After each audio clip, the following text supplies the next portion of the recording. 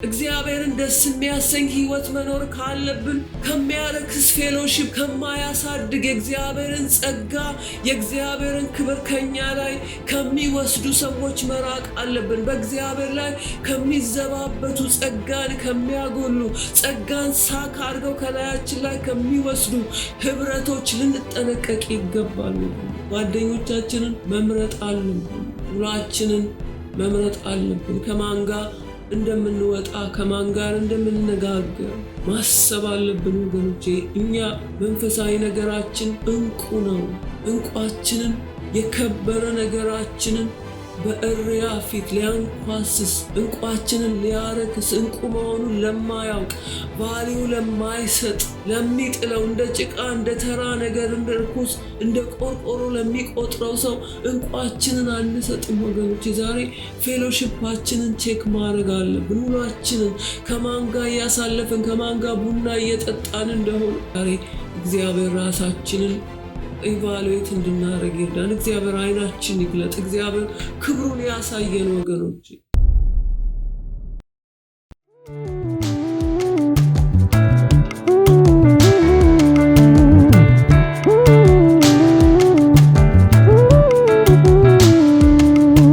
በጌታ የተወደዳችሁ የእግዚአብሔር ቤተሰቦች እንደምን ከርማችኋል? እግዚአብሔር የተመሰገነ ይሁን። እግዚአብሔር እድልን ሰጥቶናል። እግዚአብሔር አምላካችን እናመሰግናለን ስለተሰጠን መልካም እድል። በብዙ ነገር እየባከንን ባለበት በዚህ ዘመን በጌታ እግር ስር መቀመጥ የእግዚአብሔርን ቃል መስማት እንድንችል እግዚአብሔር ስለረዳን እናመሰግናለን። የእግዚአብሔር ስም የተባረከ ይሁን። በጌታ ፊት መሆን መታደል ነው። የእግዚአብሔርን ቃል መስማት መታደል ነውና የእግዚአብሔር የአምላካችን ስም የተባረከ ይሁን። ዛሬም የእግዚአብሔርን ቃል እንካፈላለን።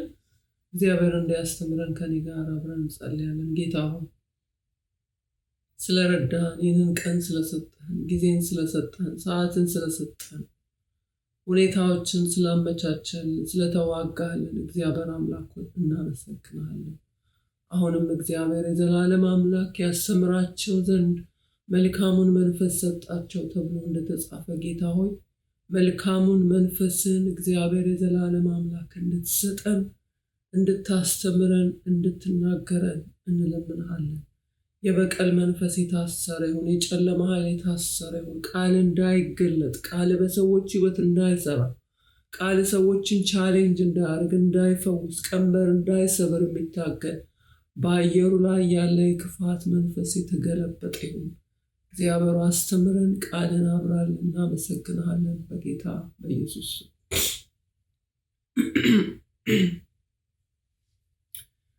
ላካፍላችሁ በልቤ ውስጥ ያለው ቃል ትንቢተ ኢሳይያስ ምዕራፍ 6 ነውና እሱን አብረን እናነባለን። እንደዚህ ይላል።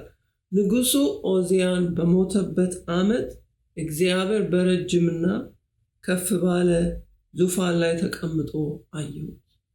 የልብሱም ዘርፍ መቅደሱን ሞልቶ ነበረ። ሱራፌልም ከእርሱ በላይ ቆመው ነበር። ለእያንዳንዱም 6 ክንፍ ነበረ። በሁለት ክንፍ ፊቱን ይሸፍን ነበር፣ በሁለቱም ክንፍ እግሮቹን ይሸፍን ነበር፣ በሁለቱም እግር ይበር ነበር። አንዱም ለአንዱ ቅዱስ ቅዱስ የሰራዊት ጌታ እግዚአብሔር፣ ምድር ሁሉ በክብሩ ተሞልታለች እያለ ይጮህ ነበር። የመድረኩም መሰረት ከጮኻው ድምፅ የተነሳ ተናወጠ፣ ቤቱንም ጢስ ሞላበት። እኔም ከንፈሮቼ የረከሱብኝ ሰው በመሆኔ ከንፈሮቻቸው በረከሱባቸው መካከል በመቀመጤ ዓይኖቼ የሰራዊትን ጌታ ንጉሡን እግዚአብሔርን ስላዩ ጠፍቻለሁና ወዮልኝ አልኩ። ከሱራፌልም አንዱ እየበረረ ወደ እኔ መጣ።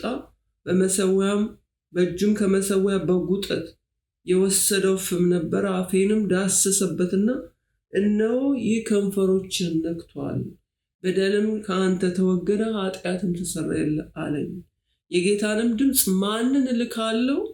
ማንስ ይሄድልናል ሲል ሰማሁ። እኔም እነሆ እኔን ላከኝ አልሁ እያለ ይናገር። ይህንን ክፍል ስናነብ ሁለት የሚያስደንቁ መልእክቶችን በዚህ ስፍራ ላይ እናገኛለን። ንጉሡ ዖዝያን የእስራኤል ንጉሥ በሞተበት ዘመን ኢሳይያስ አይኑ ተገልጦ እግዚአብሔርን በረጅምና ከፍ ባለ ዙፋን ላይ አይቶ በህይወቱ ፐርሰናል በሆነው ህይወቱ ላይ የተፈጸመውን አስደናቂ ነገሮች ነው ዛሬ እንድናይ የምፈልገው። ኢሳይያስ እግዚአብሔርን አየ። የመጀመሪያው እግዚአብሔርን ሲያይ የእግዚአብሔር ውበት የሚያስደንቅ ቢሆንም አንደኛ የተገነዘበው ከዚህ ክፍል ላይ የተመለከተውን ነገር እንድናይ ይፈልጋል። የተመለከተው የእግዚአብሔር ክብር ሲገለጥ የመጀመሪያው ነገር ሰዎች ራሳቸውን እንደማዩ ኃጢአተኝነታቸውን፣ ድካማቸውን፣ እግዚአብሔር የማይወደውን ነገራቸውን በእግዚአብሔር ብርሃን የእግዚአብሔር ብርሃን ሲገለጥ ሰዎች ራሳቸውን ማየት እንደሚችሉ በዚህ ክፍል ያስተምረናል። ምክንያቱም ኢሳይያስ እግዚአብሔርን ሲያይ የመጀመሪያ የነበረው ምላሽ ወዮልኝ፣ እኔ ኃጢአተኛ ነኝ፣ እኔ ከንፈሬ የረከሰብኝ ሰው ነኝና ከንፈሮቻቸው በረከሰባቸው ሰዎች መካከል ምን ብያለሁ አለ? ተቀምጫለሁ አለ። ዛሬ በዚህ ዘመን አገልጋይነት በጣም ቀላል ዘመን ላይ እንደሆነ እናውቃለሁ። የአገልጋይነት ዋጋ ወይ ደግሞ የእግዚአብሔርን ክብር እግዚአብሔር ተናገረኝ የሚባለውን ነገር ሰዎች ዋጋ ያሳጡበት ዘመን እንደሆነ አውቃለሁ። በመጀመሪያ ሰው እግዚአብሔር እንደተናገረው ወይም ደግሞ እግዚአብሔር እንደተገለጠለት ወደ ሶስተኛ ሰማይ ወደ ሌላም ነገር እንደሄደ ሲናገር ልናይ የምንችለው ህይወቱን ኢቫሉዌት ማድረግ መቻል አለብን። እግዚአብሔር የተገለጠለት ደግሞ እግዚአብሔርን ያየ ሰው የመጀመሪያ ምላሹ ራሱን ያያል። ስለዚህ ኢሳይያስ ምን አለ? ወዮልኝ፣ ከንፈሬ የረከሰብኝ ሰው ነኝ፣ ከንፈሮቻቸው በረከሰባቸው ሰዎች መካከል ምን ብያለሁ? ተቀምጫለሁ ብሎ ሲያለቅስና ሲጮህ እንመለከታለን። ወገኖች እግዚአብሔር ሲገለጥ በሰዎች ህይወት የመጀመሪያ ነገር የሚሆነው ሰዎች ድካማቸው፣ ሰዎች አለመቻላቸው፣ ሰዎች ብቁ አለመሆናቸውን፣ ሰዎች ኃጢአተኛ መሆናቸውን ይመለከታሉ። ራሳቸውን ኢቫሉዌት ያደርጋሉ። ራሳቸውን ቼክ ያደርጋሉ። ቼክ ሲያደርጉ ብቁ እንዳልሆኑ፣ በኃጢአት የወደቁ የተሸነፉ እንደሆኑ ሰዎች ያውቃሉ። ወገኖቼ እግዚአብሔር የተገለጠለት የእግዚአብሔር ብርሃን የበራለት ሰው በጨለማ አይመላለስ። እዚህ ነው መጽሐፍ ቅዱስ ሲነግረን እግዚአብሔር ብርሃን ነው ይላል፣ ጨለማም በእርሱ ዘንድ የለም ይላል። አያችሁ፣ እግዚአብሔርን ያየ ሰው፣ እግዚአብሔር የተገለጠለት ሰው በጨለማ ውስጥ አይመላለስም፣ ወይም ደግሞ በመውደድ በሌላ ነገር አይመላለስም። ሰዎች እግዚአብሔር ተገለጠልን ሲሉ የመጀመሪያ ነገር ኢቫሉዌት ማድረግ ያለብን ራሳቸውን እንዴት ነው የሚያዩት? ራሳቸውን ከፍ የሚያደርጉ ጻድቅ እንደሆኑ፣ የተሻሉ ሰዎች እንደሆኑ ሰዎች ካወሩልን እግዚአብሔር በእነርሱ ላይ አልተገለጠም። ስለዚህ የመጀመሪያው ነገር ወገኖች ስለ ሰዎች ልናወራ ሳይሆን ራሳችንን እግዚአብሔር ሲገለጥ የሚያሳየን የመጀመሪያ ነገር ራሳችን በኃጢአት የወደቅን የደከምን የማንችል የማንበቃ እንደሆነ ሊያሳየን እንደተቀመጠ ክፍሉ ይናገራል። እና ኢሳይያስ ያየው ሁለት ነገር ራሱንና ውሎውን ነበር ያየው። እዚህ ስፍራ ላይ እሱ ላይ አተኩሬ መናገር እፈልጋለሁ። ራሱንና ህብረቱን ነበር ያየው። ራሱንና በዙሪያው ያለውን አትሞስፌር ነበር እግዚአብሔር ሲገለጥለት ያየው ነገር። ራሱና ፌሎሺፑን ነበረ ኢቫሉዌት አደረገው። የመጀመሪያ የተመለከተው ነገር ከንፈሬ የረከሰብኝ ሰው ነኝ። እንደገና ደግሞ ከንፈሮቻቸው በረከሰባቸው ሰዎች መካከል ተቀምጫለሁ አላያችሁ። ስለ አንደበት ነው እዚህ ስፍራ ላይ የሚናገረው። አንደበቱ ከንፈሩ ስለረከሰበት ነው የሚናገር። ዛሬ ወገኖቼ በጣም ችላ የተባለው ነገር ብዙዎቻችን ስለ አንደበታችን ግድ የለን። አንዳንዴ ሳስበው ክርስትና አጠንክሬ እዚህ ላይ መናገር እፈልጋለሁ። ክርስትና ሪሊጅን የሆነበት ዘመን ላይ ነው የምንኖረው። ሰዎችን ስትጠይቋቸው ክርስቲያን ነኝ ይላሉ። ነገር ግን ሰዎች ምንድነው በክርስቶስ ላይፍ ስታይል በሆሊነስ በቅድስና ሰዎች እግዚአብሔርን ለመከተል የማይፈልጉበት ዘመን እንደሆነ ከክርስቲያን ሊነገሩ የማይገቡ ቃሎች ከርሶች ከሰዎች ሕይወትና አንደበት የምንሰማበት ዘመን። ለዚህ ሀገር ስመጣ የመጀመሪያ ሾክ የሆንኩበት ነገር ሰዎች የሚሳደቡት ስድብ ሁሉ ጊዜ ከትልቅ ሰው በጣም ፖዚሽኑ ትልቅ ከሆነ ሰው ስታዩት ግርማው ከሚያስፈራ ትልቅ ፖዚሽን ካለው ሰው ሚሰማው የርግማን ቃል ሴክሹዋል ቃሎች በጣም ሾክድ የሚያደርጉ ነበር። ለኔ ኢትስ ፔንፉል ነበር። እንዴት ክርስቲያን ነኝ እያለ ሰው እሁድ ቸርች እየሄደ እያመለከ ስትጠይቁት ክርስቲያን ነኝ ያለ እንዴት እንደዚህ የሚቀፍ ስድብ ከአንደበቱ ይወጣል ብዬ በጣም እሳቀቃለሁ። አሁንም ድረስ የለመድኩት ነገር አለ። ሁሉ ጊዜ ከሰዎች ጋር ዲቤት ማረግበት ምናገርበት ነገር። ዛሬ ደግሞ ወደ ራሳችን ኮሚኒቲ እንድንመጣ ፈልጋለሁ። ወደ ራሳችን ኮሚኒቲ ስንመጣ ብዙዎቻችን ዲቤት ማረግ አንችልም።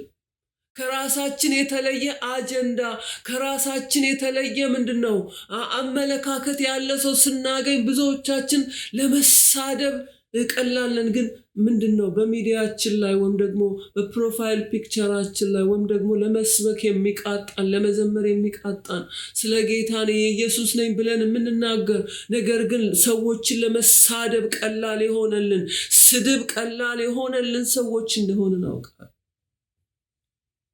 ነገር ግን ኢሳይያስ ራሱ ነው እግዚአብሔር ተገለጠለት። የእግዚአብሔር ቅድስና ተገለጠለት። የእግዚአብሔር ብርሃን ተገለጠለት። ስለዚህ ምን አለ?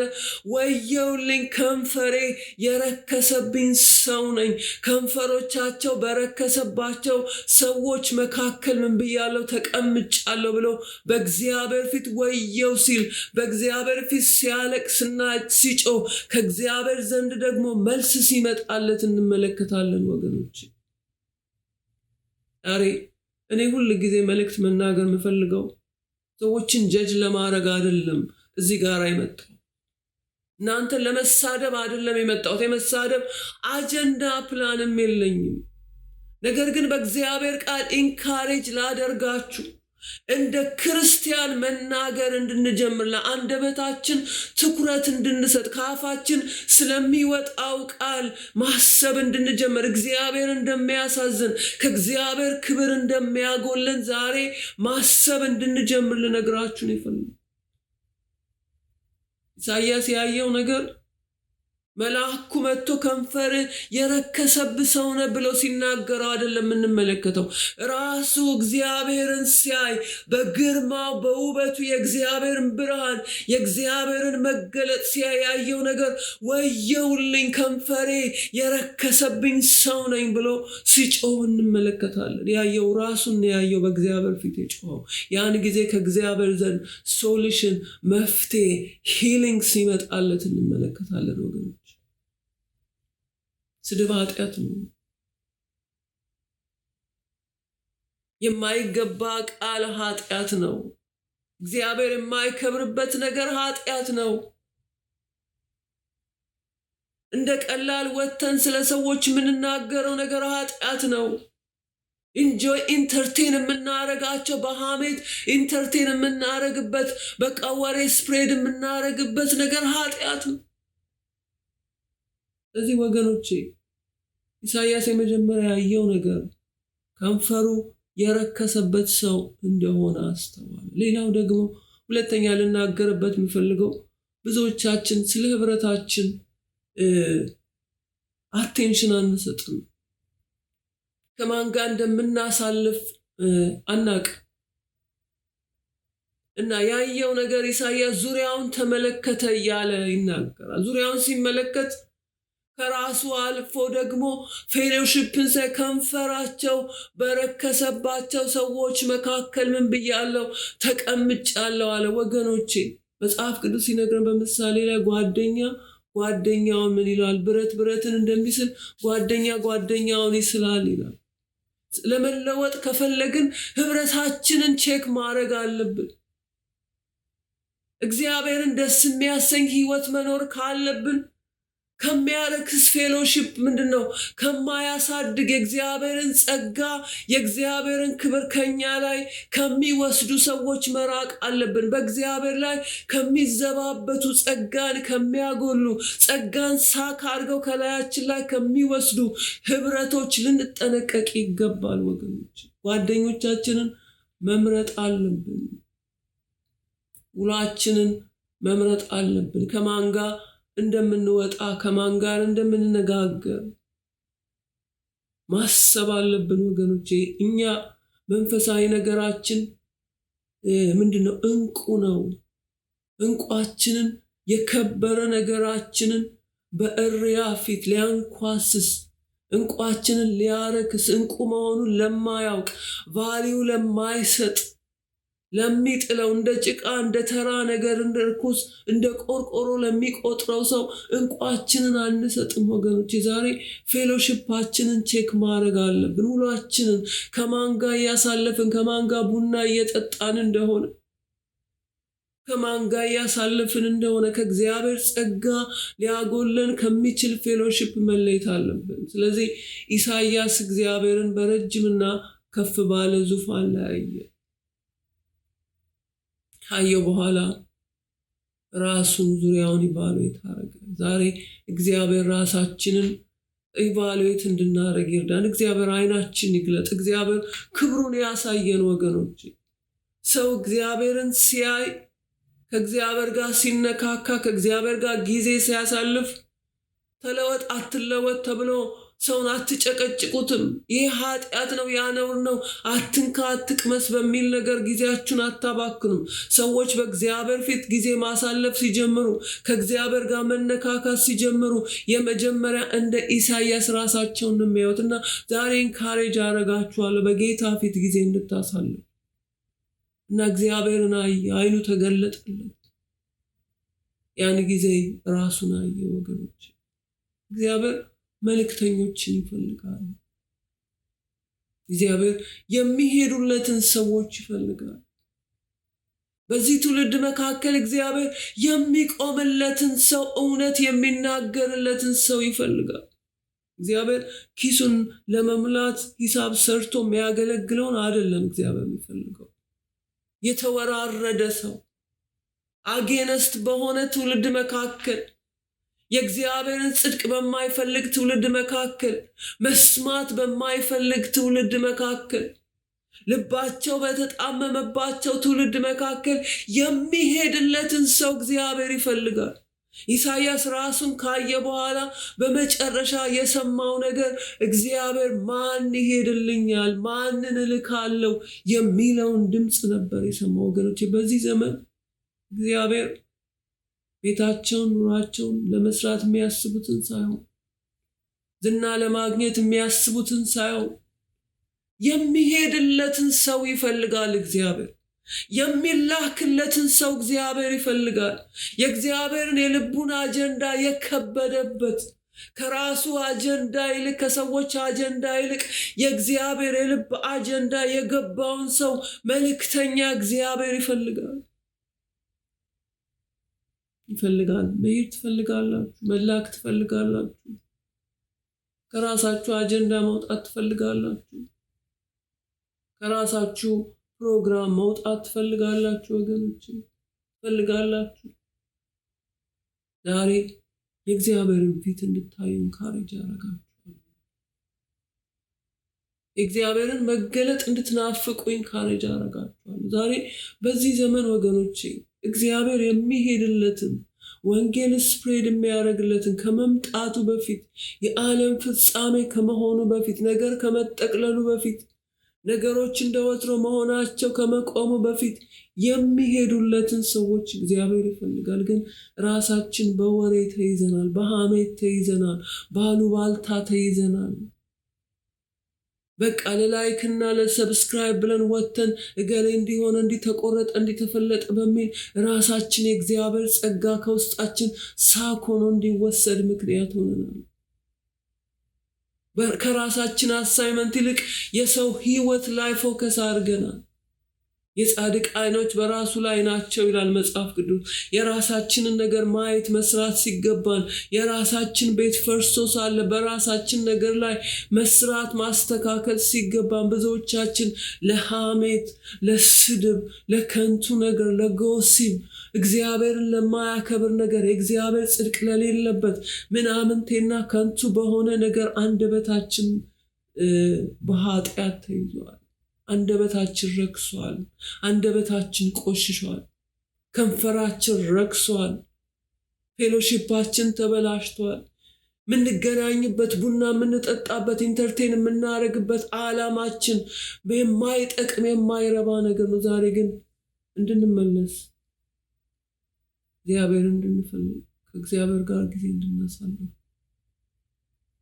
የእግዚአብሔርን ድምፅ ለመስማት ለመሄድ እንድንዘጋጅ ኢንካሬጅ አደረጋቸዋል። ኢሳይያስ ዖዝያን በሞተበት ዓመት በረጅምና ከፍ ባለ ዙፋን ላይ ሆኖ እግዚአብሔርን አየ። እግዚአብሔርን ማየት ይሁንልን። በዚህ ዘመን ዓለም መልኳ በተበላሸበት፣ ተስፋ በሌለበት፣ እረፍት በሌለበት፣ ጉድኔስ በሌለበት በዚህ ዘመን መርቃችኋለሁ እግዚአብሔር እንድታዩ፣ መርቃችኋለሁ ከእግዚአብሔር ጋር እንድትገናኙ፣ መርቃችኋለሁ በእግዚአብሔር ፊት እንድታርፉ እንድትቀመጡ፣ በእግዚአብሔር ቃል መርቃችኋለሁ፣ ኢንካሬጅ አረጋችኋለሁ። ያን ጊዜ ራሳችንን እናያለን። መስታወት ጠዋት ተነስተን ስራ ከመሄዳችን ወይም ከመውጣታችን በፊት ብዙዎቻችን መስታወትን እናያለን። መስታወቱ በፊታችን ላይ ያለውን ቆሻሻ ልክ አለመሆናችንን ያሳየናል። ኢሚዲየትሊ በፊታችን ላይ ያለውን ቆሻሻ አይተን ዝም ብለን አንሄድም። ያየነውን ነገር ለማስተካከል ጥረት እናደርጋለን። የእግዚአብሔር ቃል መስታወት ነው። ይሄ ቃል መስታወታችን ነው፣ ራሳችንን የሚያሳየን ነው። የኢሳይያስ ኤክስፒሪየንስ የራሳችን ህይወት እንዴት ልንኖር እንደሚገባን የሚያሳየን መስታወት ነው። ወደ እግዚአብሔር ፊት ስንመጣ እግዚአብሔር ተገለጠልኝ፣ ተናገረኝ ስንል እግዚአብሔር መስታወት ነው። ራሳችንን ያሳየናል፣ ድካማችን ያሳየናል። ያን ጊዜ ለመመለስ ለመስተካከል እንወጣለን። ብዙዎቻችን የሩቅ ተከታይ ስለሆነ ይህን ኤክስፒሪየንስ ለማድረግ አንፈልግም። ዛሬ ግን ኢንካሬጅ አረጋችኋለሁ በዚህ ቃል። እግዚአብሔር አምላክ የሰማነውን ቃል ይባርክልን። አቤቱ እግዚአብሔር ሆይ ስለተናገርከን እናመሰግንሃለን። ሐሜት እስራት ነው። ወሬ አሉባልታ እስራት ነው። ሶሻል ሚዲያ አዲክትድ ነው። ወሬ አዲክሽን ነው። ጌታ